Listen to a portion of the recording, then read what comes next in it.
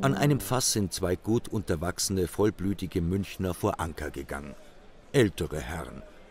Man sieht ihnen an, dass sie sozusagen Bierveteranen sind, aus der ganzen Art, den Krug zu heben, den Schaum vorsichtig anzublasen aus dem ersten würdigen Schluck, aus allem Drum und Dran.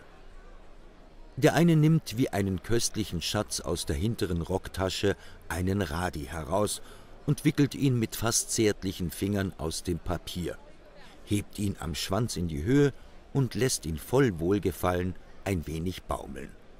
Am Markt hab ich mitgenommen. Ist halt nur eine Delikatesse, so ein Frühjahrsradi. Ja, kostet ein schönes Geld. Aber manchmal muss man sich halt doch ein bisschen was Extras zuklauen. Der andere voll sachlicher Teilnahme.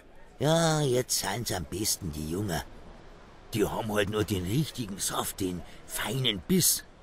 Ach, den haben sie im Juli und August nimmer. Was darf jetzt zu einer kosten? Mei, das trau ich mir gar nicht sagen. Ist fast eine Sünd für ein Radi. 30 Pfennig. Der andere nickt respektvoll, aber resigniert. Ja, wissen's, es hätte auch einen um 25 gegeben. Aber da reicht mir das Fünferl nicht. Ich schau's nicht an, wenn man was Richtiges drum kriegt. Ein Radi kennen's gleich am Griff an, was er ist. Nicht die größeren nehmen, sind nicht alleweil die besseren. Am Gewicht muss man's kennen.